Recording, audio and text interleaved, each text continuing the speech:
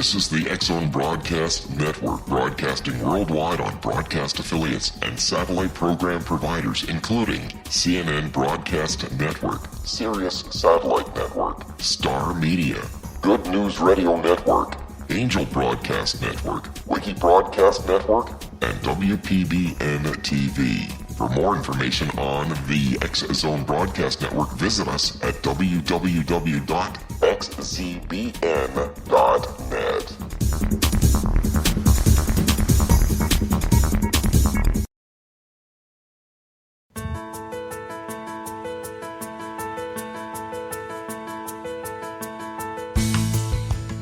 Hiya, curious minds.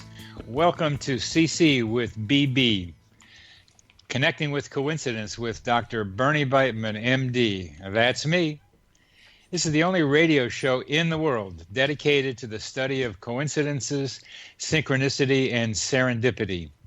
We are coming to you through X-Zone Broadcast Network, located in Hamilton, Ontario, Canada, and mighty cold right now, broadcasting all over the world. One of the most important questions from modern science and all humanity now is the relationship between mind and brain. Does brain really produce consciousness? I'm a psychiatrist. I help people with medications and psychotherapy. So I work with both mind and brain and get a chance to try to answer this question. With coincidences, you need your mind to recognize them, and you need your brain to talk about them. Synchronicity spoken here. Remember that coincidences alert us to the mysterious hiding in plain sight. In other words, coincidences alert us to possible causal connections not recognized by modern science. Put connecting with coincidence, the phrase connecting with coincidence, in your search engine and find my Psychology Today blog, my website, my social media site. And would you like to know how sensitive to coincidences you are? Take the Weird Coincidence Survey on my website. Today we have a humdinger of an interview, ladies and gentlemen, a humdinger. Our guest today is Roderick Main, and I've been an admirer of Roderick's work for many years now. He is, to my mind, the preeminent theorist of synchronicity within Jungian thinkers. He is a Jungian, and boy, to me, is he a Jungian. He has studied synchronicity very thoroughly from Jung's perspective. How does Jung think about coincidences, synchronicity?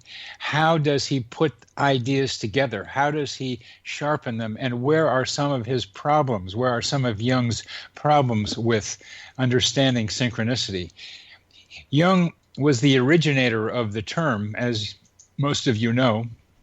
He came up with the idea of synchronicity and labeled it. And the way he labeled it probably came from some Chinese thinking that he was exposed to, meaning that synchronicity refers to things falling together in time. Synchro, together, time, chrono. Falling together in time. And to read about how Jung lived his life, you could see that synchronicity and coincidences played a strong part in just how he managed his thinking and responses in everyday life. He saw nature and one's surrounding environment as a living matrix of potential synchronistic meaning that could illuminate the human sphere. He attended to sudden or unusual movements or appearances of animals, flocks of birds, the wind, storms, the sudden louder lapping of the lake outside the window of his consulting room, and similar phenomena as possessing possible symbolic relevance for the parallel unfolding of internal psychological realities. He was constantly aware of connections between mind and external environment. Roderick Main has analyzed Jung's writing on coincidences and organized what he found Jung had written in Synchronicity and Jung's critique of modern Western culture in The Rupture of Time, as well as Jung on synchronicity and the paranormal, where he thoroughly explicated Jung's writings on synchronicity.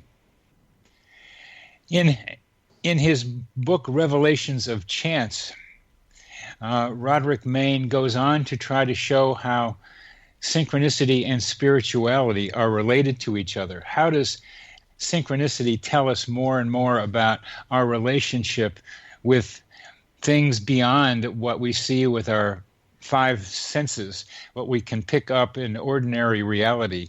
What are the hints, the revelations of chance, that's that great title of this book, that tell us something about something more going on, a direct route to spirituality? This approach, this way of thinking, is accompanied by a great scholarly mind. Roderick Main is a great Jungian scholar focusing on synchronicity, and it's a great pleasure to have him on this program. He works at the University of Essex in UK, where he is a professor at the Center for Psychoanalytic Studies and the director of the Center for Myth Studies. He has a an MA in classics from the University of Oxford and a PhD in religious studies from Lancaster University. He thinks so clearly and so well. In our next segment, we will have the opportunity to listen to a man who understands synchronicity from a Jungian perspective better than most people on Earth.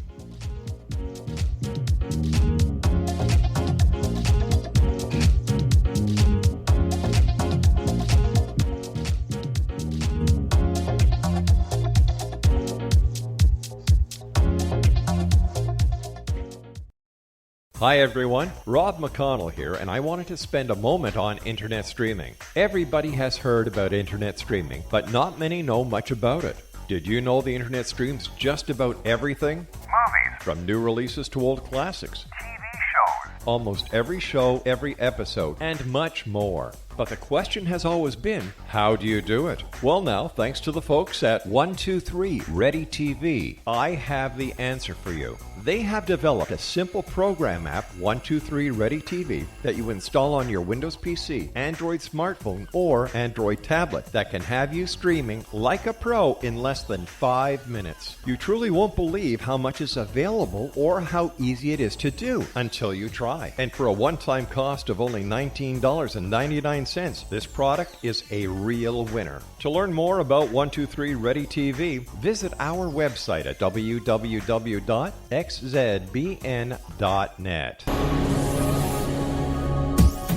This is the X-Zone Broadcast Network, broadcasting worldwide on broadcast affiliates and satellite program providers, including CNN Broadcast Network, Sirius Satellite Network, Star Media, Good News Radio Network, Angel Broadcast Network, Wiki Broadcast Network, and WPBN TV. For more information on the X-Zone Broadcast Network, visit us at www.xzbn.net.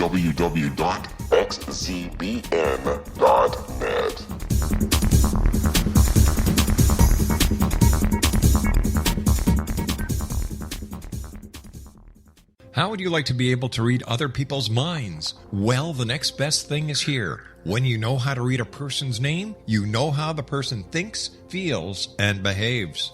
Each letter in our name holds a key to unlock our true essence. Our name contains both our gifts and challenges in this lifetime. Mnemology science discovers personality secrets hidden in the placement of the letters of our names, including the first and last impression people remember about us. Sharon shows us how to interpret the arrangement of letters as outlined in her book, Know the Name, Know the Person. Sharon Lynn Wyeth created mnemology science after 18 years of research and testing her theories, and has supported thousands of people around the world in understanding themselves and others better. You'll enjoy Sharon's unique teachings as she shares her system to learn the gifts behind your given birth name. Even if you don't like your birth name, there are jewels in this book. If you're thinking of changing your name, ready to name your child, or wanting to get along better with others, this is the book for you. If you'd like to improve your relationships and change your life for the better, get the book today, Know the Name, Know the Person, or visit www.knowthename.com. That's www.knowthename.com.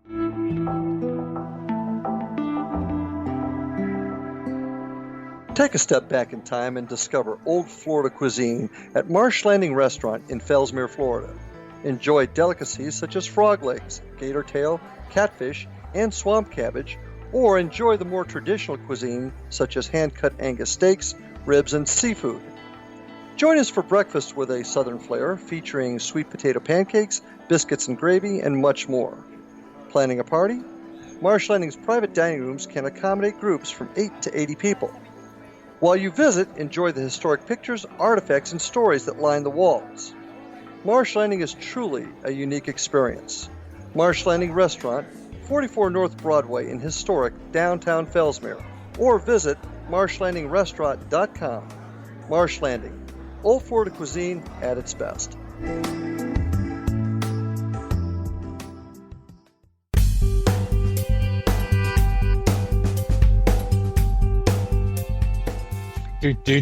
Welcome back to CC with BB, Connecting with Coincidence, the only radio show in the world dedicated to the study and discussion of synchronicity.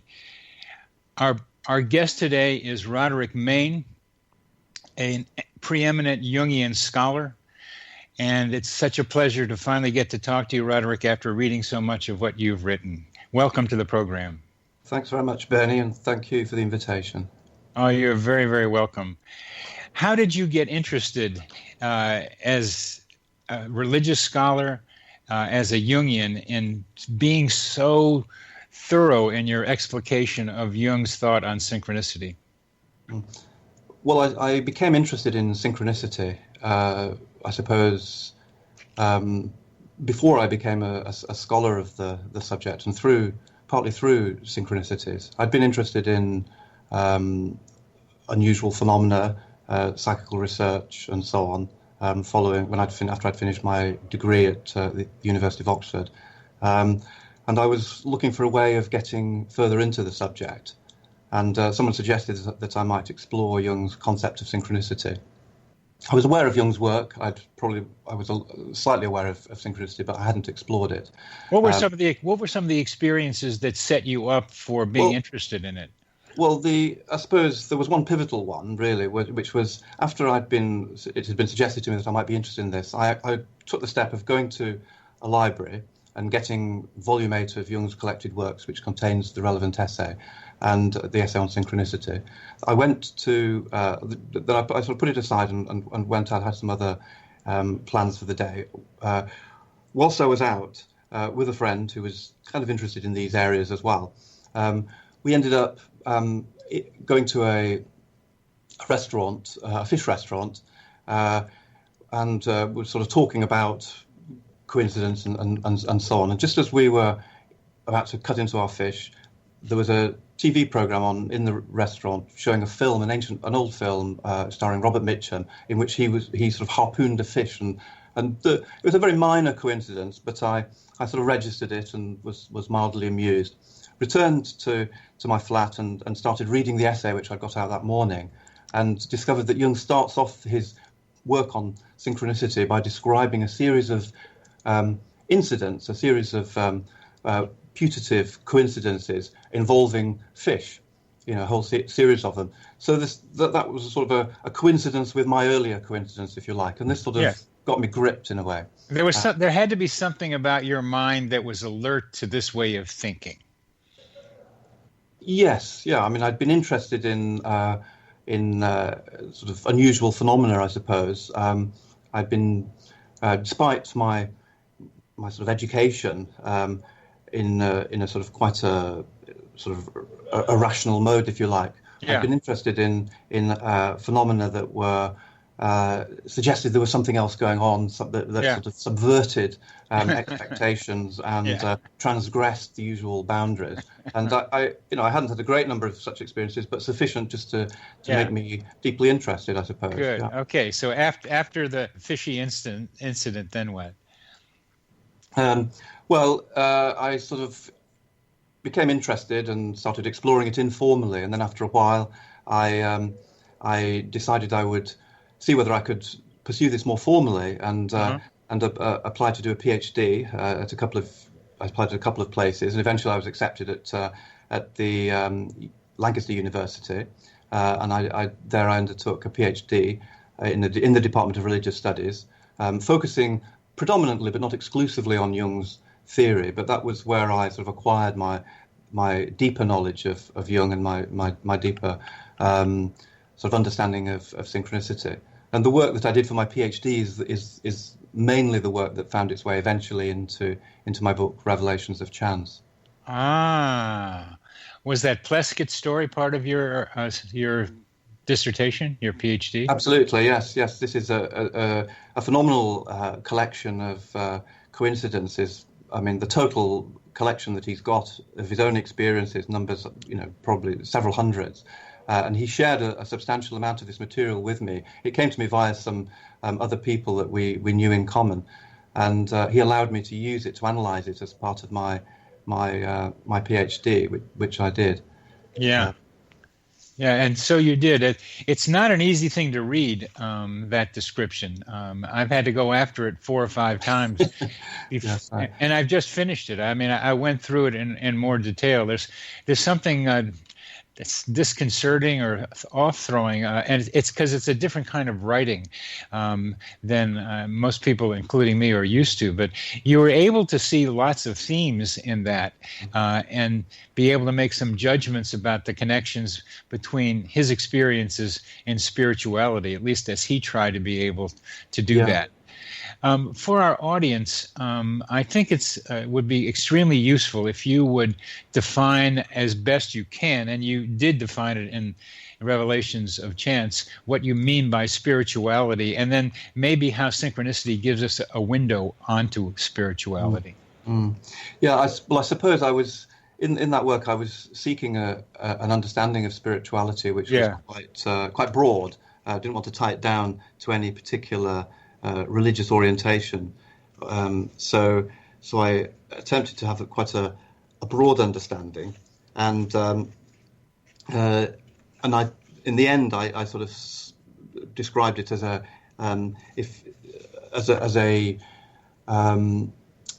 sort of a dimension or an aspect of reality, which I was seeing as continuous with the psychic and the physical, and interpenetrating the psychic and the physical, but in some way not reducible to them, and in some way superordinate to them. So that was sort of roughly how I was. And how would you relate the term consciousness to that definition of spirituality? Well, I mean, consciousness is a term, obviously, that can be used and is used in lots of different ways. And Jung, for example, uses consciousness in distinction from the unconscious, whereas very often in the literature, in the sorts of areas that we're both interested in, consciousness is used in a much broader sense. Yes, in a sense of like a cosmic consciousness, or a sort of a sort of a deeper sense of mind that transcends ordinary human experience, and so on. So in the latter sense, what I mean by spirit, I suppose, would correspond fairly closely to that latter understanding of consciousness. Yeah, it's a hard question I ask because it's a hard question we're trying to answer just what it is. I think the idea of interpenetrating as well as superordinate are crucial words you're using there to describe something we don't really understand. I use the analogy of dark energy and dark matter to. You see where I'm going with that. That there's a hint of something anomalous. There is something anomalous going on, and we can't explain it in conventional terms, so we have to hypothesize something else. And that something else is consciousness or spirituality or spirit. Both words get stretched a lot. I've been, as you probably saw, trying to develop an idea called the psychosphere, which is kind of the spiritual consciousness, just mostly here on Earth, just because it's more palpable and something that I can get my hands on. But let's go away from the kind of these more general things, which you really touch on back and forth in the Revelations of Chance. You go for it and then come back to it. It's all these different views and perspectives that you try to get on spirituality through the lens of synchronicity. I think it's a wonderful. But let's talk something about. Tell us some of the stories. Particularly, I think the praying mantis one is a good one, and the therapist at the beginning, and maybe another one at the beginning of the book. Okay. There's several short stories, so I'll tell them all. I mean, they won't take very long. So the first one concerns a professor of biology, Adolf Portman, who was delivering a lecture that he intended to conclude with a story about a praying mantis. And just as he was about to broach this subject in his lecture, a praying mantis flew into the lecture hall through an open window, circled around Portman's head, and landed near the lectern lamp. And this had the effect that the insect's wings cast on the white wall behind Portman a huge shadow in the form of the arms of a praying man.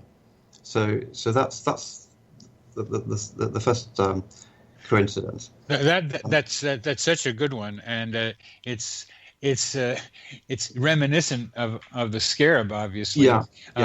But nobody had to open the window on that one. Nobody had to open the window on that. Do you happen to know what the response was of the lecturer and the audience? Well, the anecdote is reported by somebody who was there, the scholar of Gnosticism, Gilles Quispel. But I don't know any more. There are no more details that are given about that particular incident. I mean, I can tell you a sort of follow-up from my own experience to that one before I go on and describe the others, if you like. Please do. When I was, this as you'll know, if you have a copy of Revelations of Chance, this mantis ended up on the cover of the book. Yes, not very well, but well, that was not my decision. That was the publishers who decided to put it there. I think they did a fantastic job. Actually, it's a lovely book cover. It is. So the mantis became sort of associated, as it were, with that book. Now, I'd never at the time seen one in the life because we don't get them in the UK, I don't believe. But I was visiting Japan shortly after the book came out, and went to a temple with my family and my mother-in-law, and I was away at one part of the sort of temple complex, and then I saw them sort of interested in something, and I went over, and they were standing around, and there was a praying mantis, which they were watching. So I just went and joined them, and the praying mantis then started very gingerly stepping towards me. So I was watching it, and then suddenly it scuttled up my trouser leg, ran at my sort of body, and sort of came to rest. Sort of over my heart, over my lapel, that sort of area. I was slightly perturbed because in Japanese the praying mantis is called a kamakiri, which is a scythe cut or something. It's the large hands are not seen as praying, but more as sort of weapons for chopping off heads of other insects and so on. So it's slightly disconcerting, but I found that as a first encounter with the praying mantis. I don't know what their general behaviours are, but I found it very strange that it should sort of climb up and sort of scuttle up my trouser leg and land on me in that way. Shortly after this the book came out, and you've never seen one before. I've never seen one before. No. And to me, you consolated the archetype of the praying mantis. Yes, whatever that. I mean, there's a lot of interesting symbolism associated with the praying mantis, and not all of it is positive. As positive as you would like. So. Well, we're at the end of this segment. Let's continue what that mean and its impact to you in the next segment. Okay.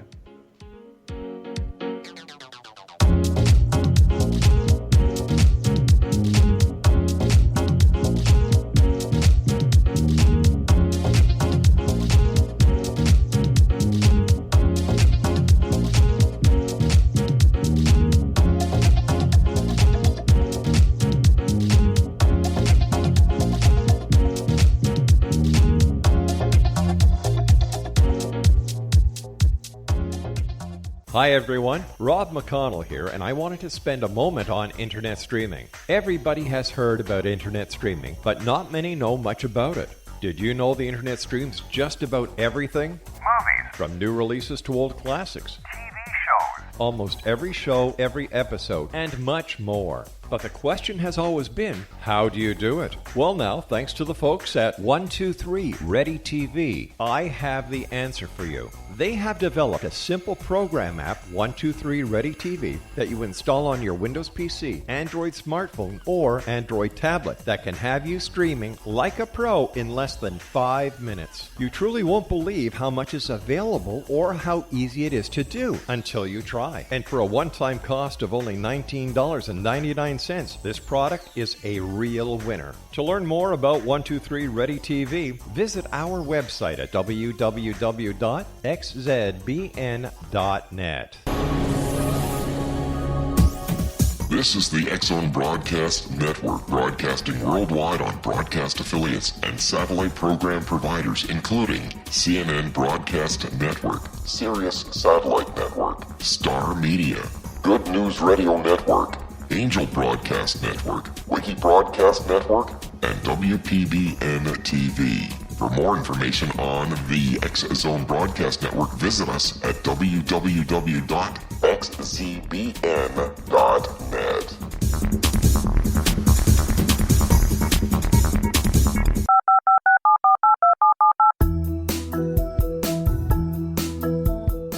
Did you know that when you're on the road with limited data or Wi-Fi, you can still listen to the X-Zone Radio Show with Rob McConnell, The Science of Magic with Gwilda Wiyaka, X-1, Dimension X, Space Patrol, and every minute of the X-Zone Broadcast Network by calling 213-401-0080, courtesy of Audio Now.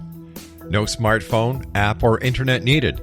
It saves your data plan and it's free if you have unlimited minutes. Call 213-401-0080 to listen on any phone, anytime, anywhere. Remember 213-401-0080 for the best of the paranormal, parapsychology, and sci-fi radio programming anywhere, 24/7, 365.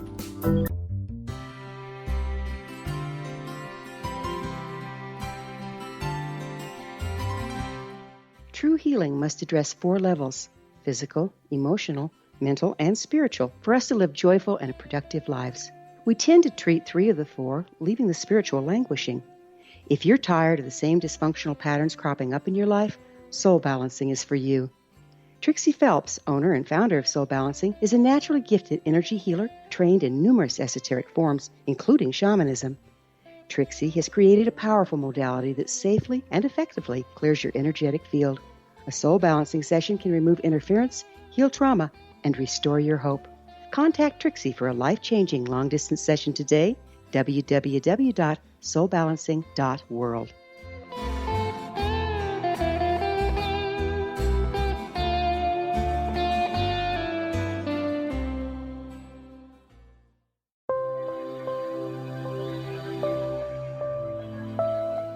There's a legend shared by many indigenous cultures of a time when the nations were cast to the 4 corners of the world.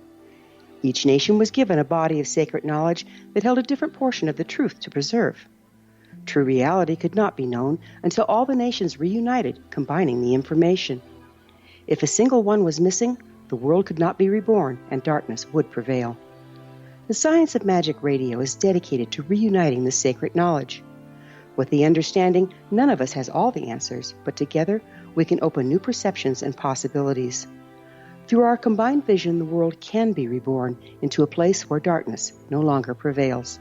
Join me, Gwilda Wiyaka, and the Science of Magic daily on the X-Zone Broadcast Network, xzbn.net, or visit us at thescienceofmagic.net.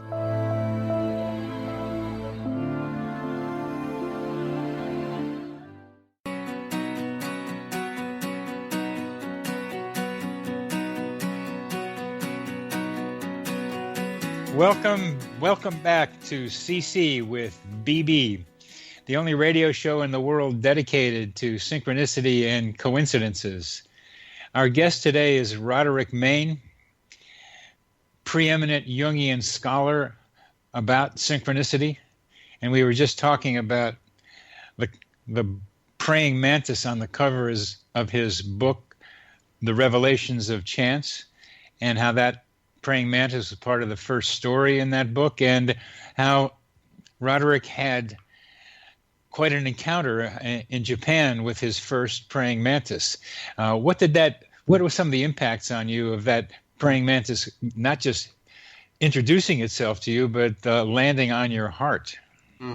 Yeah, I confess I sort of haven't analysed it in any great depth. I mean, the mantis, the association with praying and the connection with sort of spirituality, obviously, is a very positive association, and that seems to cut across quite a lot of cultures. I mean, there's a sort of African tradition. There's a book by Lawrence van der Post, A Mantis Carol, which sort of looks into that. And in I think in the German tradition, Portman was about to use the word because of its resonance in German, Gottesanbeterin, the God worshipper, and so on. So there's a strong sort of spiritual association with it. But of course, mantises are known as the female mantis anyway is known as a sort of a sexual cannibal. So for sort of beheading and devouring its mate after copulation. So there's also quite a negative association there, if one wants to look at it that way. There's and then there are other associations with. As you mentioned the Japanese version, I until recently thought it was spelled Preying, praying mantis. That it was a predator, and because the first information I had was about chopping off their heads by the female praying mantis. Yeah. What else did you have to say there? Well, I mean, perhaps no more about that than just that. Just to sort of tease out that coincidence. Portman's coincidence, my own coincidence, and Jung's famous scarab coincidence. One of the things that they seem to point towards is that there is a deeper connection between the human mind and the natural world beyond the human, as it were. There seemed to be the possibility of these resonances, these parallel meanings expressing themselves within the human mind and its preoccupations and outwardly, which suggests an interconnectedness to nature that is in much of the way we conduct ourselves, I think, is submerged, if not lost. So I think this is one of the things that coincidences in general can do, is they can connect the experiencer more deeply to, in this case, the natural environment. And many of Jung's own personal coincidences, not all of them by any means, but many of them did involve the natural environment. You mentioned quite a few in your introduction. Yes. In the simplest of all ways of saying it, I think what you and I are doing is trying to help people select out that subset of coincidences that demonstrates that we are connected to other consciousness, the consciousness around us, the consciousness of plants, consciousness of insects and other animals, and just the movement of the world around us is somehow not so separate from us as rational science has tried to be able to tell us. Yeah. Perhaps I can mention. I mean, in addition to that, there's also some coincidences seem to involve inanimate objects, man-made objects, and the next example in my book is a case, and it's very short. I'll just read it. This concerns the writer Paul Auster, who himself wrote several novels which are very make great use of coincidence. But he recounts that in all his years of driving, he'd only ever had 4 flat tires, and these had occurred in 3 different countries. He says, spread out over a period of about 8 or 9 years. And yet on each occasion, when he had a flat tire, the same person happened to be in the car with him.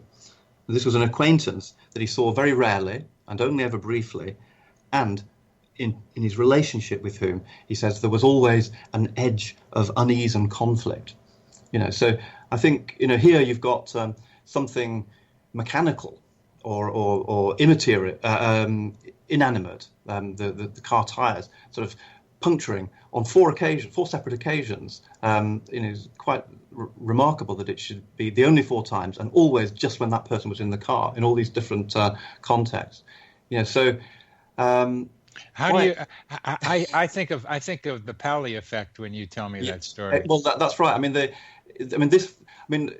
Many of the coincidences that seem to have characteristics that have led people to use the terminologies of psi or parapsychology. In this case, psychokinesis. There's an effect of mind on matter. You'd think it's the emotional tension that is in some way, some strange way or other, causing the bursting of the tires. Yes. Jung himself didn't particularly see it that way. He was more interested in the coincidence. He wasn't looking for a hidden causal mechanism. He didn't think that was a fruitful way forward. He was more interested in the sheer paralleling of these things, of the co-emergence of the psychic state and the physical events, and what that might tell us about might reveal about some sort of meaning, which maybe is organized on a deeper archetypal or level in his terminology. But in this case, I think, one doesn't have to look far to see that this idea of flat tires, 4 flat tires, suggests some sort of deflation or need for deflation, perhaps on the part of one or other of the members in this episode, the participants in this episode. And it does reflect the conflict that they're not going anywhere together. The car becomes presumably immobilized by these flat tires, at least for a period. So that's so nicely said, Roderick. It's such a pleasure listening to your thinking as I hear you talk, not just the way you write, because I could almost see the emphasis on meaning as more as taking over my emphasis on psychokinetic explanation. It's the way you're thinking. I'm not going to stay there probably, but why isn't there both of them there? Why can't we think psychokinesis as well as meaning here? Yeah, well, perhaps we can, but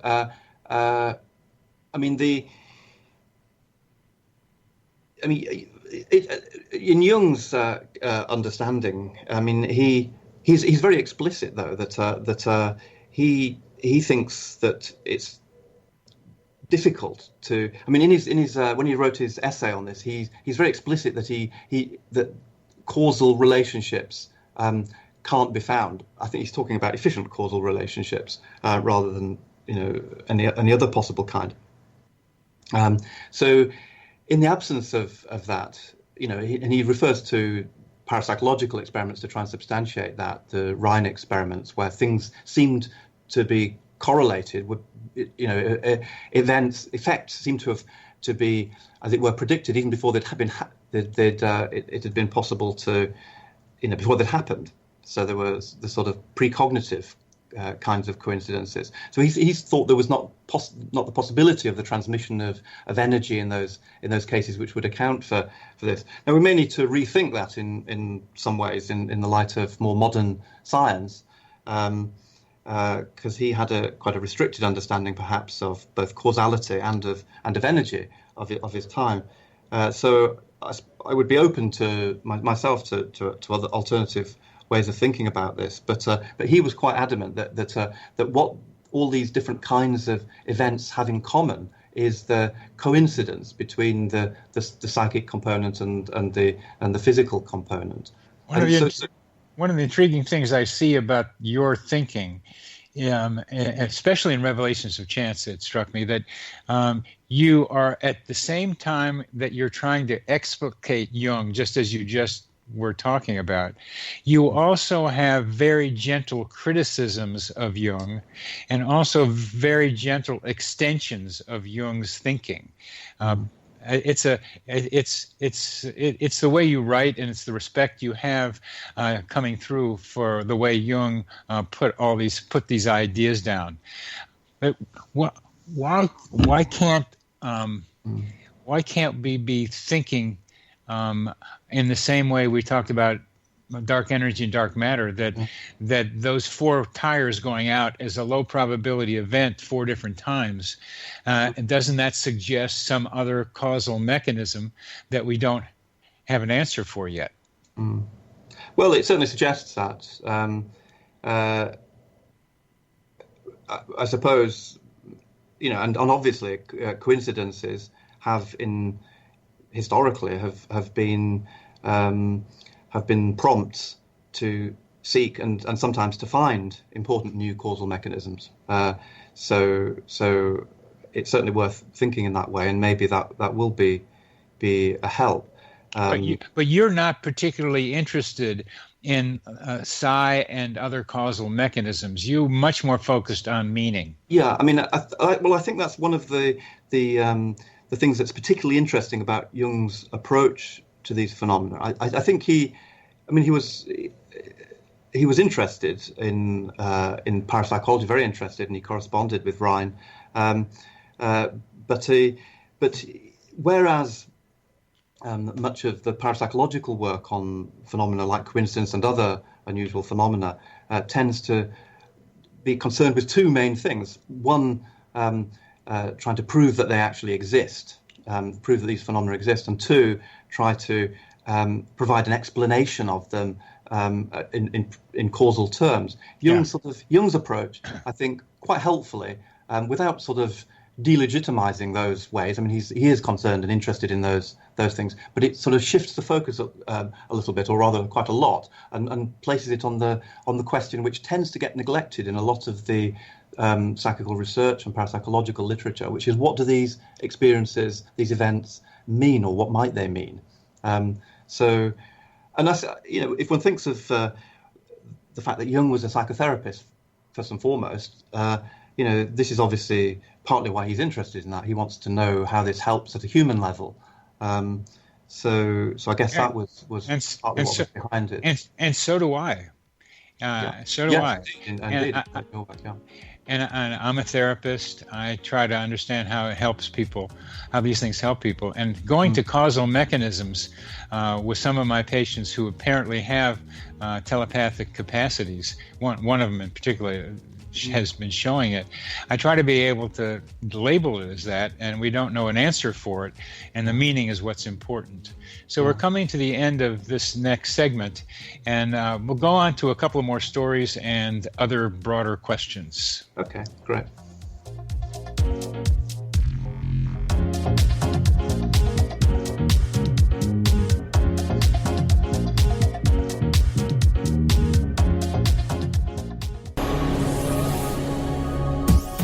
This is the X-Zone Broadcast Network, broadcasting worldwide on broadcast affiliates and satellite program providers, including CNN Broadcast Network, Sirius Satellite Network, Star Media, Good News Radio Network, Angel Broadcast Network, Wiki Broadcast Network, and WPBN TV. For more information on the X-Zone Broadcast Network, visit us at www.xzbn.net.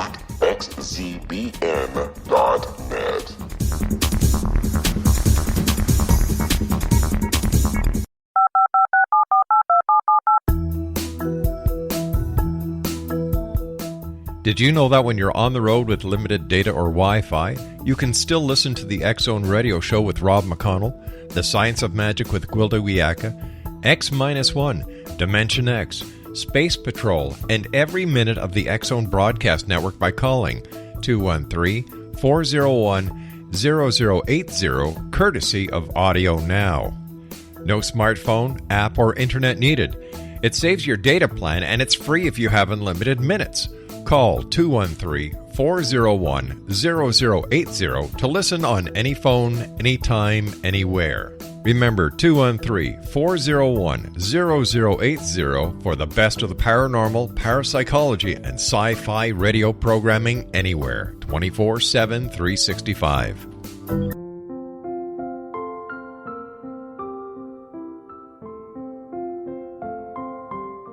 I am Dr. Carl O'Helvey, founder, president of a new cancer foundation focusing on evidence-based physical, mental, and spiritual interventions, including natural cancer cures, prayer, meditation, affirmations, nutrition, and other related holistic cancer prevention and cure modalities.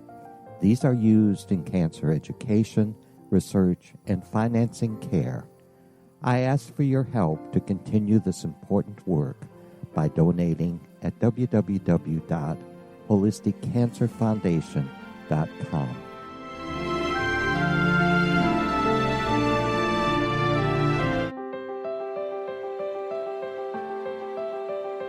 Wouldn't you love to know the secret to everything? I'm Dr. Kimberly McGeorge, and on The Secret to Everything, we will merge the practical with open investigation into all realms of the mysterious. We will talk to cutting-edge alternative health practitioners, those who inspire and motivate you in business and life, and of course, we will share stories of the paranormal, conspiracy, and cryptozoology. You will transform because of the frequency I carry, the frequencies my guests carry. Life may never be the same after you listen to this program, for the secret to everything is for you, the listener, for those who desire more in every area of their lives and believe that it can still be found. Listen and discover thesecrettoeverything.com.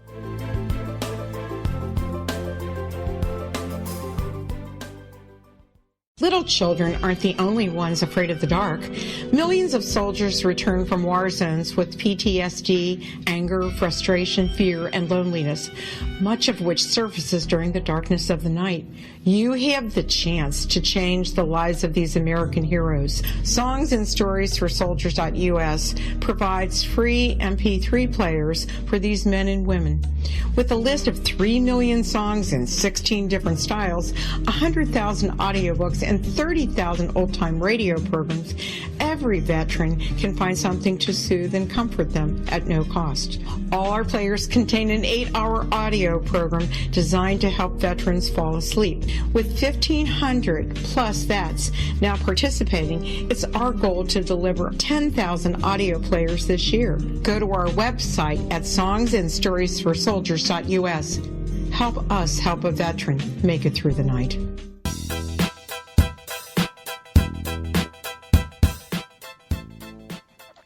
Welcome back to CC with BB, Connecting with Coincidence, where we talk about synchronicity, serendipity, and meaningful coincidences.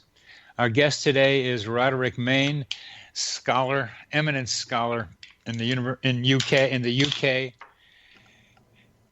talking about synchronicity from Jung's perspective, and I like to keep hearing some of his own perspective, a little separate from the great Carl Jung. So a couple of more stories, and then we can get into some of the other broader questions, Roderick. Okay, well, the next story concerns somebody who also wrote a book on synchronicity a long time ago, on coincidences. This is a guy called Bob Bloomfield, actually, very little-known book. He once dreamed that he was visiting Australia with his wife and some family and friends. He was being driven in a car around a large town and came eventually to a square where he says there was a church with 3 large bells hung at ground level in the open. Now, some months later, he and his wife actually did visit Australia, and on a car excursion from Melbourne with a couple of relatives, they ended up in the town of Wangaratta in North Victoria. And there they came across a church, on the floor of which, just inside the door, not actually outside, but just inside the door, there were 3 large bells, with a further 5 lying elsewhere in the church, waiting for a new bell tower to be built.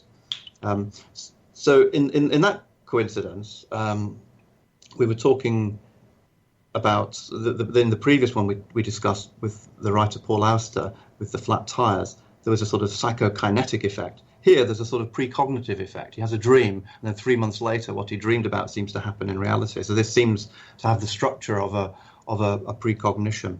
Yeah. Yes, it does. Yeah. The next one I'll mention yes. has the structure of a sort of I suppose a telepathic experience. It concerns a psychotherapist, actually Marie-Louise von Franz, one of Jung's colleagues and followers. Oh, that story came from. Yeah, okay. that's where that comes from.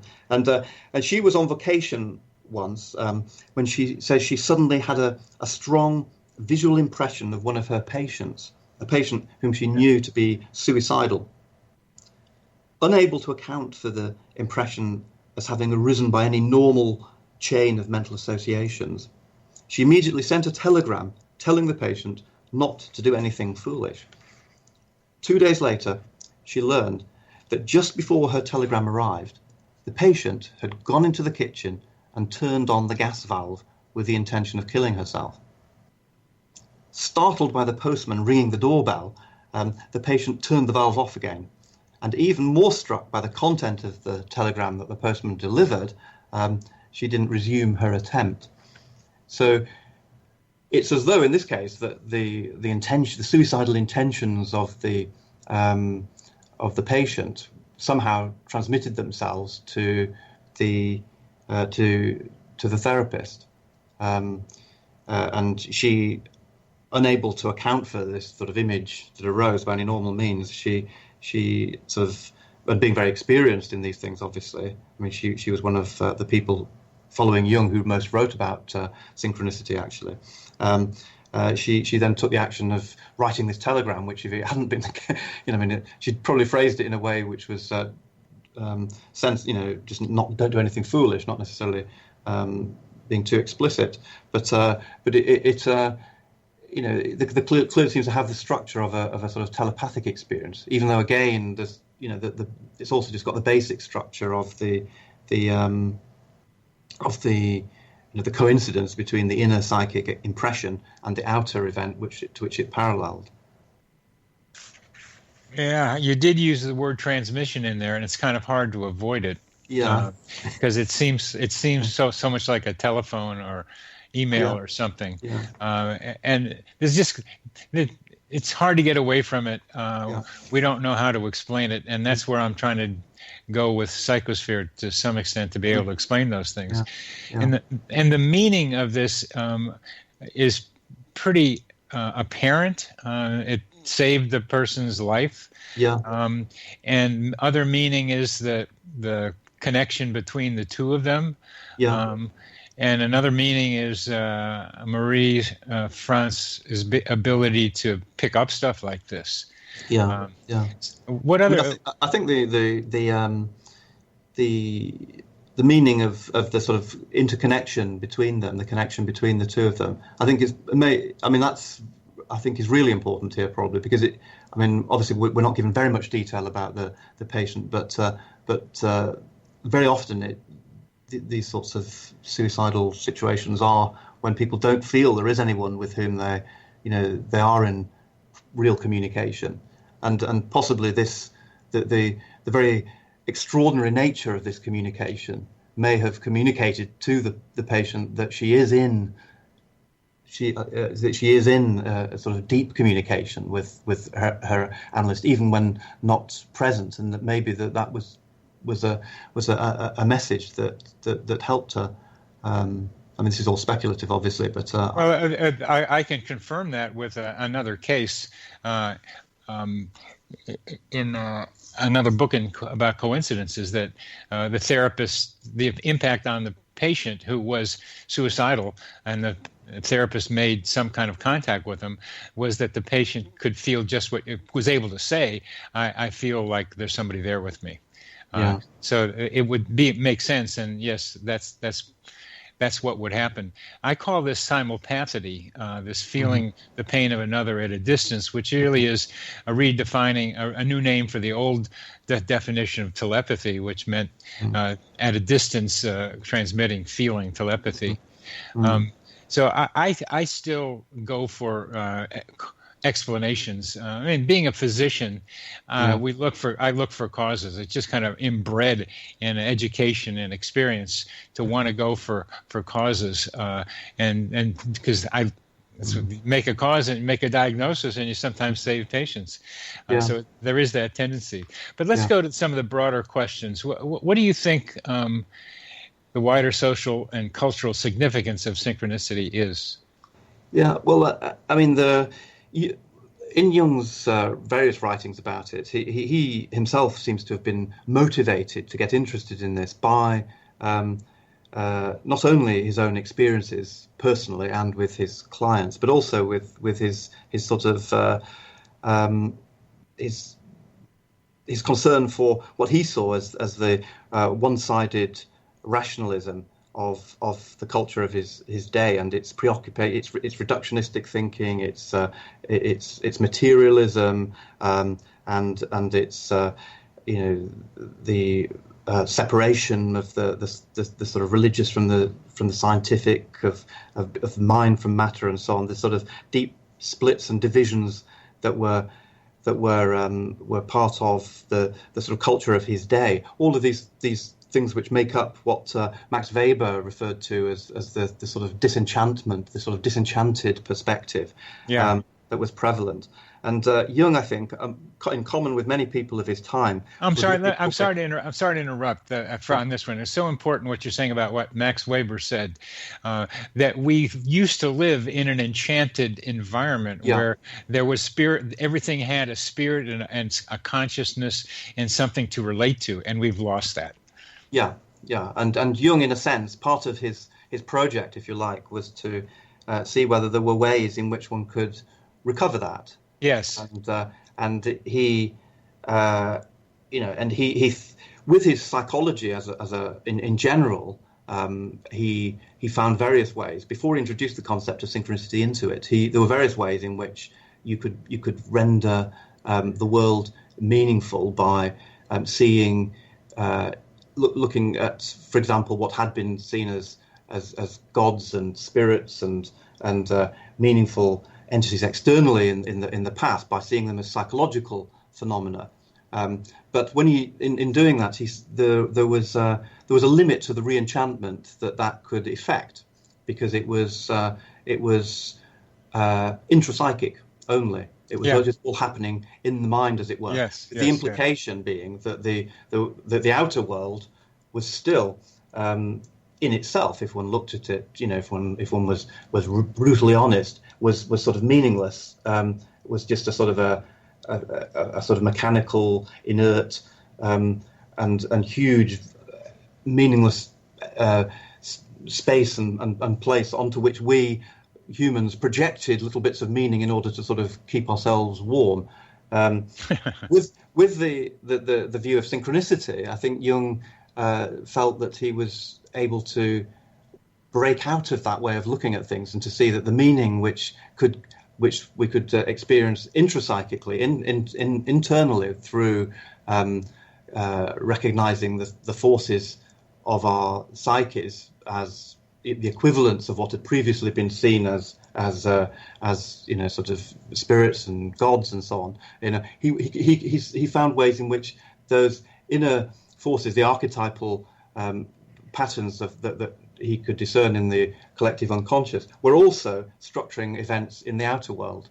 And doing that, I think he introduced this very radical and challenging notion that there might be a meaning, or a level of meaning, or something that is in relation to which it bestows meaning, which is independent or transcendent of our psyches. We're coming to the end of this segment, Right. And you are encouraging me so beautifully to think about the animation, the re-enchantment of our environment in the ways that you so beautifully describe. Keep up the wonderful work. It's such a pleasure to know you and to be able to talk with you today.